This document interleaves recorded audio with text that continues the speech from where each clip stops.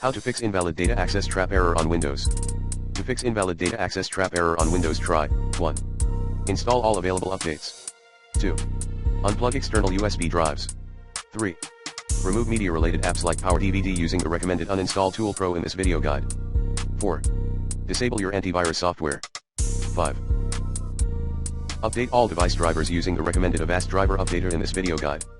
6. Update installed programs. 7. Move user files back to C drive. 8.